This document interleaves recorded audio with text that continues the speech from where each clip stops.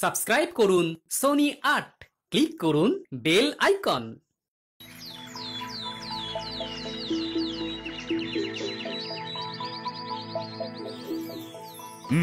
তাহলে সব মিলিয়ে ভিন রাজ্যগুলোতে ধান বিক্রি করে আমাদের 20,000 মোহর লাভ হয়েছে, তাই তো? হ্যাঁ মহারাজ, একদমই তাই। কি বিজ্ঞানী, ঠিক বললাম তো? হ্যাঁ মহারাজ, হিসেব মতো আমরা সর্বমোট 2টি রাজ্যে ধান বিক্রি করেছি। কি সভাকবি, ঠিক বললাম তো? একদম সঠিক বলেছো বিজ্ঞানী। সর্বমোট 2টি রাজ্যে ধান বিক্রি হতে 20,000 মোহর লাভ হয়েছে, কথা আমি নিশ্চিত হয়ে জানি। এরা সব অকম্মা মহারাজ, হিসেব পত্রে লবডঙ্কা। আমি আপনাকে বলছি শুনুন, আমাদের 17,000 মোহর লাভ হয়েছে আর 3,000 মোহর যাতায়াতে খরচ হয়েছে। বাবা, ধান বিক্রি করার সময় গরুর গাড়ি কি সোনা দিয়ে বানানো হয়েছে নাকি, যে 3,000 মোহর যাতায়াত খরচ? আর গরুর গাড়ি তো মহারাজ নিজে পাঠিয়েছিলেন, তাহলে আবার যাতায়াত খরচ কিসের? না মানে গাড়োয়ানের টাকা। ওনারা তো রাজবাড়ির মাইনে পাওয়া গাড়োয়ান। মানে মানে আসলে আর মানে করে লাভ নেই, আমাদের যুক্তির জালে জড়িয়ে গেছেন। আপনি যে কি করে এই রাজ্যের মন্ত্রী হয়ে এই রাজ্যের মহারাজকে ঠকাতে পারেন, সেটা আমি কিছুতেই বুঝতেই পারছি না। গায়ের চামড়া মোটা হয়ে গেলে আর লোভের ফাঁদে পা দিয়ে দিলে তখন মানুষ সততার পথ ভুলে যায়, বুঝলে? কিছু বোঝো না, একদম চুপ করে থাকো। তুমি থামো তো মন্ত্রী, তোমার অনেক কারচুপি সহ্য করেছি, আর নয় অনেক চুপ করে থেকেছি, অনেক সয়েছি। ছি ছি ছি মন্ত্রী মশাই, আপনি ধান বিক্রির ব্যাপারে মিথ্যে বলে মহারাজকে এইভাবে ঠকানোর পরিকল্পনা করেছিলেন, আমরা ভাবতেই পারিনি। ভাগ্যিস গোপাল সভাকবি ও বিজ্ঞানী ছিল। দেখো মন্ত্রী, আমি তোমাকে 2 মাসের জন্য সভা থেকে বহিষ্কৃত করছি। তোমার মন্ত্রিত্বের সব কাজ এইবার থেকে গোপাল, বিজ্ঞানী ও সভাকবি করবে। আপনি এই 2 মাস বাড়িতে আরাম করুন মন্ত্রী মশাই। কাজটা মোটেও ভালো করলেন না মহারাজ। তাহলে বন্ধুরা, কাল থেকেই আমরা একদম ছক করে কাজে নেমে পড়ব, কেমন? চিন্তা নেই কোনো, ঠিকঠাক কাজ হবে, এইটা নিশ্চয়ই জানো। সেই বিষয়ে কোনো সংশয় নেই। আচ্ছা, তাহলে এবারে ঠিক করে নিই মন্ত্রীর কোন কাজটা কে করব। চলো চলো। আচ্ছা সভাকবি, তুমি মানুষজনের সার্বিক উন্নয়নের ব্যাপারটা দেখে নেবে। হ্যাঁ, বুঝতে পেরেছি। ধান বিক্রি করে মহারাজ যত মোহর বরাদ্দ করবেন তা দিয়ে আমরা নির্দিষ্ট খাতে ব্যয় করার পর সেই উন্নয়নের তালিকা থেকে কেউ বাদ গেল কিনা সেটা আমি সচেতনতার সাথে খেয়াল রাখবো। আমি তাহলে শিক্ষার মান উন্নয়ন এবং রাজ্যের হিসেব নিকেশটা দেখে নেব। একদম কোনো আপত্তি নেই। আমি রাস্তাঘাটের উন্নতি, রাজ্যের প্রজাদের নিয়মিত খোঁজ খবর, এই দিকটা সামলে নেব। বেশ বেশ, তাহলে কালকে গিয়ে মহারাজকে আমরা 3 জনে কে কোন দিকটা সামলাবো তা জানিয়ে দেব। মহারাজ কোন খাতের জন্য কত মোহর বরাদ্দ করছেন সেটাও ভালো করে বুঝে শুনে নিতে হবে।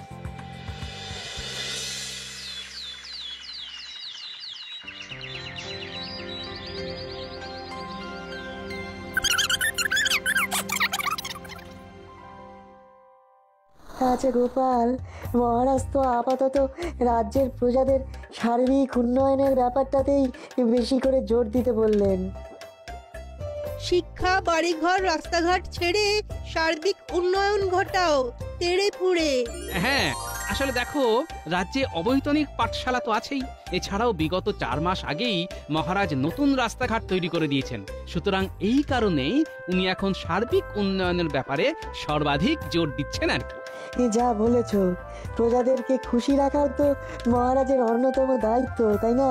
মোট বরাদ্দ মোহরের পরিমাণ বুঝে কি কাজ করতে হবে চলো নিখুঁজে। গোপাল, তাহলে এক কাজ করি, চলো 2 দিন হাতে সময় নিয়ে রাজ্যবাসীদের কি হালচাল, তাদের কোনো অপূর্ণ ইচ্ছে আছে কিনা এসব ব্যাপারে একটু খোঁজ খবর নিয়ে নিই। ঠিক বলেছ, মন্ত্রী কোথায় কোথায় কি কি কাজে ফাঁকি দিয়ে গেছে তা দেখে নি।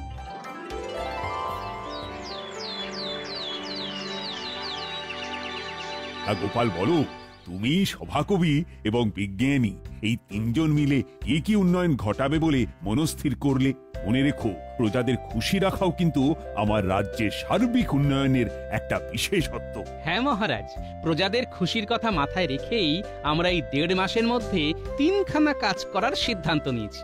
যেমন 1 মহারাজ, উত্তর দিকের গ্রামবাসীরা গত বছরে সব থেকে বেশি পরিমাণে ফসল ফলিয়ে আপনাকে বহুল পরিমাণে লাভের মুখ দেখিয়েছিল, কিন্তু তার পরিবর্তে তারা একটা মাস বিনামূল্যে চাল ডাল চেয়েও পায়নি। বুঝেছি, মন্ত্রীর কল্যাণে আমার কথাটা কানেই আসেনি। তাহলে তোমরা 1 মাসের মতো উত্তরের প্রজাদের চাল ডাল বন্টন করবে। হ্যাঁ মহারাজ। 2 হলো দক্ষিণ দিকের গ্রামবাসীরা আপনাকে ভালোবেসে রাজ্যের উত্তর পূর্ব দিকে একখানা আজ থেকে প্রায় 4 বছর আগে সুন্দর মন্দির গড়ে দিয়েছিলেন। তাই তাদের ইচ্ছা আপনি যদি তাদেরকে যে কোনো একটি জায়গা তীর্থ ভ্রমণ করার জন্য কিছু সাহায্য করেন। বুঝেছি, এই কথাটাও তার মানে ধামা চাপা দেওয়া হয়েছিল। তাহলে তোমরা তাদেরকে তীর্থে পাঠানোর ব্যবস্থা করছো। হ্যাঁ মহারাজ, পূবের গ্রামবাসীরা সময় মতো খাজনা দেয়, কিন্তু এইবারে আসন্ন শীতের কথা ভেবে তাদের লাগছে বড় ভয়, কারণ তাদের সবার ঘরে নেই যথাযথ পরিমাণে লেপ ও কাঁথা। মন্ত্রীকে তারা বিগত 4 মাস আগেই জানিয়েছিল এই কথা। ছি ছি ছি ছি, কি দুরবস্থা! শোনো, আমি খাজাঞ্চিকে বলে রাখছি, নির্দিষ্ট পরিমাণ মোহর প্রস্তুত করে রাখতে তোমরা কাজে নেমে পড়ো। যদি এমন পরিপাটি করেই তোমরা কাজ করো, তাহলে মন্ত্রীকে আর সভাতেই ফেরাবো না। কি সর্বনাশ! মন্ত্রীর কানে কথাটা তুলতে হবে দেখছি।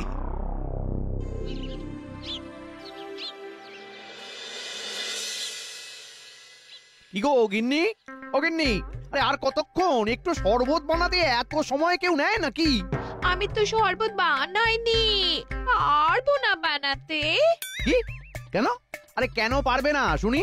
আমি হলাম বহিষ্কৃত মন্ত্রীর বউ। আমি নিজের হাতে রান্না বান্না কোনো সংসারের কিছু কাজ করতে পারবো না। আমার একজন গৃহভৃত্য চাই। বেতন পাবো কিনা তার ঠিক নেই, তার উপরে আবার ভৃত্য।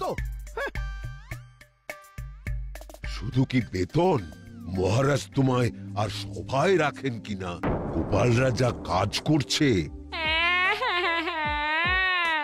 হে ভগবান, এ আমার কি সর্বনাশ হলো গো! এখন যে মোহর পাবেন উনি, কিভাবে আমি বা ওনার বেতন বাঁচিয়ে নিজের শখ আহ্লাদ মেটাবো? নাও, আরে বোঝো ঠেলা। এবারে কান্না সামলাবো নাকি নিজের দুরবস্থা? ওহ,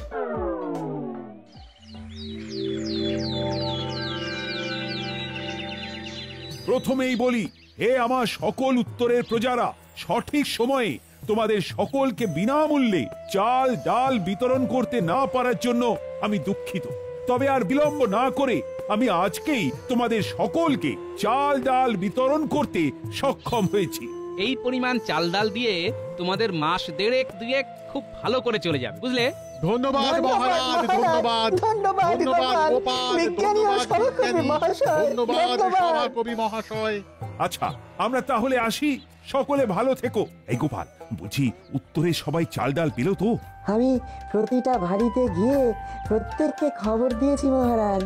আমিও গুনে গেঁথে নিয়েছি খুব ভালো করে, মনে হয় না আর বাকি কেউ রইল পড়ে।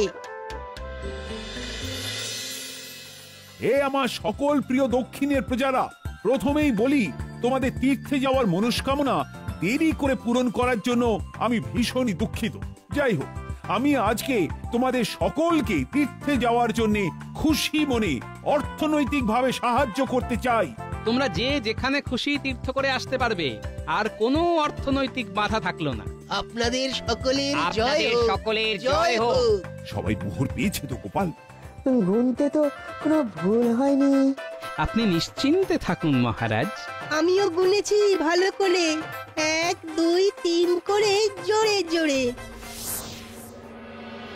হে আমার সকল প্রিয় পূর্ব দিকের প্রজাগণ, তোমাদের আর শীতে কোনো ভয় নেই, কারণ আজকেই আমি তোমাদের প্রত্যেককে শীতের জন্য লেপ কম্বল বিতরণ করব। এগিয়ে এসো। ধন্যবাদ। জয় রাজা রাজা কৃষ্ণচন্দ্রের জয়। কৃষ্ণচন্দ্রের জয়। নতুন লেপ কম্বল তাহলে পাচ্ছি বল? মন্ত্রীকে তো বলে বলেও কিছু হলো না। মন্ত্রীগিরি এইবার দেখ না, বিষ বাও জলে। দেখবে জ্বলবে আর মাখনের মতো গলবে। আর নতুন কাজও দেবে, কি বলিস? হ্যাঁ, মন্দ লোকের ভালো কিছু সহ্য হয় না তো।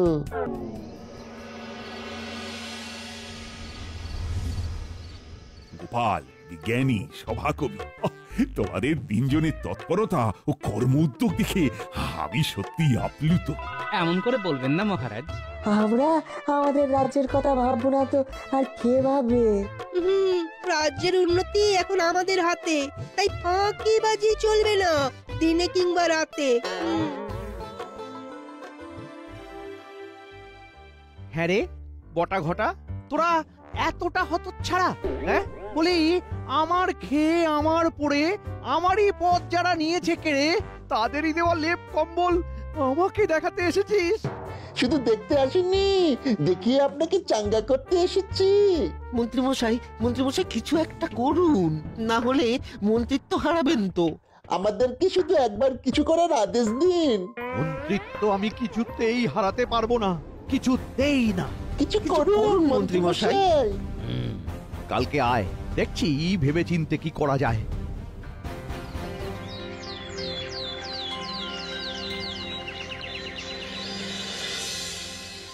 তাহলে মন্ত্রী কতই না ফাঁকি দিয়েছিল বলো? দেখো গিন্নি, ফাঁকি দিয়েছিল সেটা তো জানতাম, কিন্তু আসল কথাটা হলো এতটা পরিমাণে সেইটা বুঝতে পারিনি।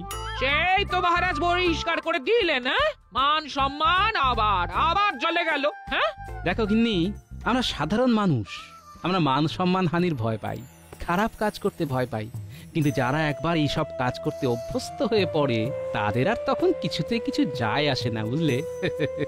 যা বলেছ, যাকে চলো খেতে দি, রাজসভায় যাবে তো? হ্যাঁ, মন্ত্রীমশাই আসবো? আয় আয়, তাড়াতাড়ি আয়, তাড়াতাড়ি আয়। বলুন, কিছু কি ভাবলেন? পোশাকগুলো নেই। একই, এ তো নকল দাঁড়ি গো। রংচটা লুঙ্গি, ফতুয়া, কাজখানা কি করতে হবে মন্ত্রীমশাই? শোন, গোপাল বিজ্ঞানী সভাকবির ভাবমূর্তি মহারাজের চোখে একদম নামিয়ে দিতে হবে। আমরা এইসব পোশাকগুলো পরে ছদ্মবেশ নিয়ে সভায় গিয়ে নালিশ করব যে কেউ কেউ তীর্থের অনুদান পায়নি, কেউ কেউ আবার লেপ কম্বলও পায়নি, কেউ কেউ আবার বিনামূল্যে চাল ডাল পায়নি। এইভাবে মিথ্যে নালিশ করলে মহারাজ ভাববেন ওরা তিনজনেও ভালোভাবে কাজ করেনি, তাই তো? কিন্তু মন্ত্রীমশাই, আমরা তিনজন তিন দিকের হয়ে নালিশ করলে সেটাই তো অত জোরালো হবে না। সঙ্গে আরো কিছু লোক হলে ভালো হতো। আরো কিছু সংখ্যক লোক জোগাড় করা তো মুশকিল, কারণ সবাই সব পেয়েছে, কেউ মিথ্যে সাক্ষ্য দেবেন না। মিথ্যে সাক্ষ্য দেওয়ানো নিয়ে তোরা ভাবিস না, ভুলে যাস না আমি এই রাজ্যের মন্ত্রী, লোকজন জোগাড় হয়ে যাবে, চিন্তা নেই। মন্ত্রী ছিলেন, এখন আর নেই। হ্যাঁ হ্যাঁ, ওই আর কি। শোন শোন, কালকে সকাল সকাল খুব ভালো করে ছদ্মবেশ নিয়ে দক্ষিণের বাঁশবাগানে চলে আসবি। তোরা কে কোন দিকের লোক সে যে নালিশ জানাবি সব আমি শিখিয়ে দেব, কেমন?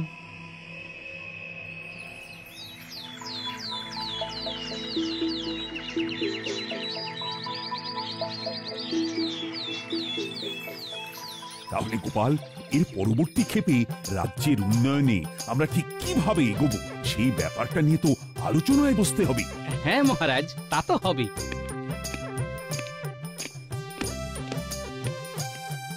মহারাজ, আপনার সাথে কিছু লোক দেখা করতে চায়, বেশ উত্তেজিত হয়ে রয়েছে তারা। গ্রামের কিছু লোক উত্তেজিত হয়ে এসেছে, শুনে বেশ অবাকই লাগছে। এই কি ব্যাপার? কি করব গোপাল? মহারাজ চলুন বাইরে গিয়ে দেখি কি ব্যাপার। চলো চলো, বাইরে চলো সবাই। কি ব্যাপার, কি বক্তব্য আছে সকলের? মহারাজ, আমি পূবের দিক থেকে আসছি, আমরা এই কজনে লেপ কম্বল পাইনি মহারাজ। হ্যাঁ, পাইনি। মহারাজ, আমরা দক্ষিণের দিক থেকে আসছি, এই তিনজন আমরা ওই তীর্থের জন্য অনুদান পাইনি। পাইনি। মহারাজ, আমরা তিনজন উত্তর থেকে আসছি, আমরা কেউই বিনামূল্যে চাল ডাল পাইনি। পাইনি। এ কেমন কাজের ছিরি? গ্রামে গ্রামের উন্নয়নের নামে মহৎ কাজ করা হচ্ছে, কিন্তু সেইখানে গ্রামের কেউ না কেউ বাদ থেকে যাচ্ছে।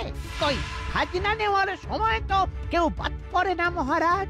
গতর খাটিয়ে ভালো মানের ফসল ফলালাম, এদিকে উন্নয়নের নামে এ কি গাফিলতি? সেইবারে ওই মন্দির গড়ার সময় নিজের গেট থেকে সব থেকে বেশি চাঁদা দিয়েছিলাম, কিন্তু অনুদানের সময় আর ঝুলি শূন্য। এর থেকে তো মন্ত্রী সব থেকে ভালো ছিলেন। উন্নয়ন করতেন না, কিন্তু তাই বলে এমন গাফিলতির সাথে কাজ করতেন না। উন্নয়নের একই রূপ মহারাজ। ছি ছি ছি, এ কি শুনছি? গোপাল, বিজ্ঞানী, সভাকবি, লজ্জায় তো আমার মাথা কাটা যাচ্ছে। দয়া করে তোমরা শান্ত হও, নিজেদের বাড়ির ঠিকানা দিয়ে যাও। আমি পেয়াদাদের দিয়ে সব জিনিস তোমাদের বাড়ি পাঠিয়ে দিচ্ছি।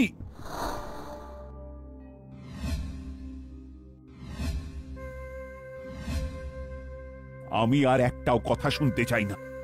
লজ্জায় আমার মাথাটা কাটা গেল। অদক্ষ লোকেদের দিয়ে কি আর উন্নয়নের কাজ হয়? মহারাজ, বিশ্বাস করুন, আমরা তিনজনে খুঁটিয়ে খুঁটিয়ে কাজগুলো করেছিলাম।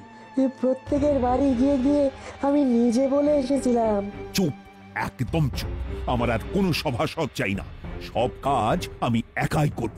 মহারাজ, বলছিলাম কি, আজকের মতো সভা শেষ, তোমরা সকলে বাড়ি যাও, আমার আর ভালো লাগছে না। বিজ্ঞানী, সভাকবি, তোমরা দুজনে নিশ্চিত তো যে তোমাদের কাজে কোনো রকম গাফিলতি ছিল না? আমি হলফ করে বলতে পারি, আমি একদম নিখুঁত ভাবে কাজ করেছিলাম। আমিও তাই, কোনো সন্দেহ নাই। তাহলে আমাদেরকে পরিকল্পিতভাবে কেউ ফাঁসিয়েছে। মন্ত্রীমশাই হবে। আমরা ওনার খামতিগুলো প্রকাশ্যে বার করছি, সেইটা ওনার সহ্য হচ্ছে না। হিংসায় মন্ত্রী জ্বলে পুড়ে যায়, তাই অপদস্থ করতে আমাদের পিছনে। তোমরা ঠিকই বলছো, কারণ তিন দিকের গ্রামবাসীর ঠিক একই দিনে জমায়েত হয়ে নালিশ করতে আসার ব্যাপারটা খুবই সন্দেহজনক। হ্যাঁ, তাদের তো সবার জানার কথাই নয় যে কে কে কি কি জিনিস পায়নি এবং কে কবে নালিশ জানাতে আসবে। সুতরাং আমাদের মাঠে নেমে এই ষড়যন্ত্র ভেঙে নিজেদেরকে নির্দোষ প্রমাণ করতে হবে। কাল একদম সকালে চার মাথার মোড়ে চলে এসো। আজ রাতে ভেবে নিয়ে কাল একদম ছক কষে কাজে নাম।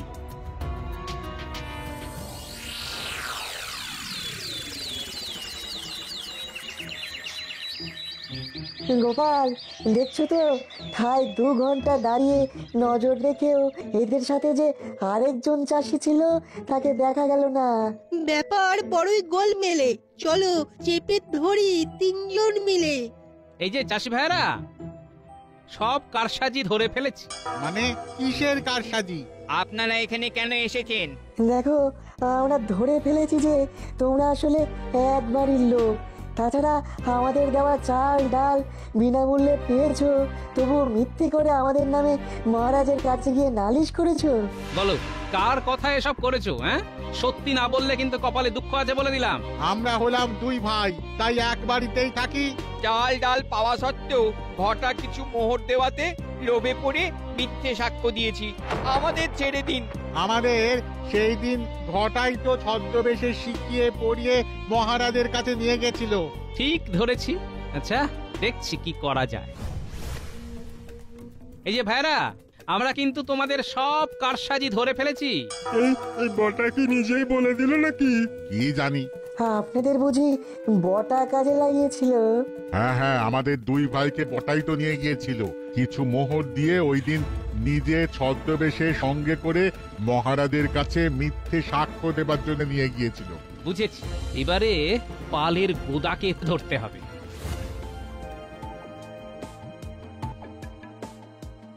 নিজেদের ভালো চাইলে সত্যিটা বলো। মন্ত্রী মশাই মোহরের লোভ দেখিয়ে আমাদেরকে দিয়ে মিথ্যে সাক্ষ্য দেয়া করিয়েছে। উনি ছদ্মবেশে নিজে দিন দৈন মিস্ত্রি সেজে আমাদেরকে রাজসভায় নিয়ে গিয়েছিলেন। বুঝলাম। এইবার সবই করে ফাঁস। মন্ত্রী মশাইয়ের বদমাইশিতে টানতে হবে রাস। চলো মহারাজকে সব খুলে বলি। মহারাজ, শুনুন তবে আমরা তিনজনে নির্দোষ। হিংসার বশে মন্ত্রীর হয়েছিল ভারী রোষ, তাই সে বটার ঘটাকে সঙ্গী করে লোকজনদের মিথ্যে সাক্ষী দেওয়ালো ধরে ধরে। কি বলছো হে সভাকবি? হরি বিজ্ঞানী গোপাল, এ কথা কি সত্য? খাঁটি সত্য মহারাজ। মহারাজ, এই মন্ত্রী মশাইয়ের একটা বিহিত করুন।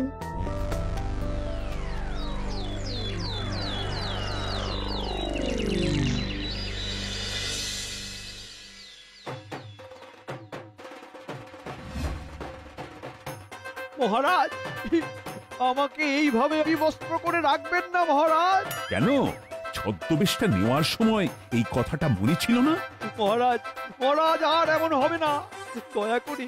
দয়া করে আমার সব পোশাক কেড়ে নেবেন না মহারাজ। তুমি সারাটা বছর এইভাবে খালি গায়ে ঘুরবে, এইটাই তোমার শাস্তি। মহারাজ, মহারাজ, আমি রাজ্যের মন্ত্রী বলে কথা। হ্যাঁ, প্রাক্তন চোচ্চোর ঠকবাজ মন্ত্রী। মহারাজ, আমায় প্রাক্তন করবেন না মহারাজ। চুপ করো, কেঁদে কেঁদে আর গঙ্গা বইয়ে দিও না। মন্ত্রী মশাই, নিজে ভালো কাজ না করলেও অপরের ভালো কাজকে মন থেকে মানতে শিখুন, না হলে বারবার এমন শাস্তির মুখে পড়বে। For more updates, subscribe to our channel, click the show links and enjoy watching the videos.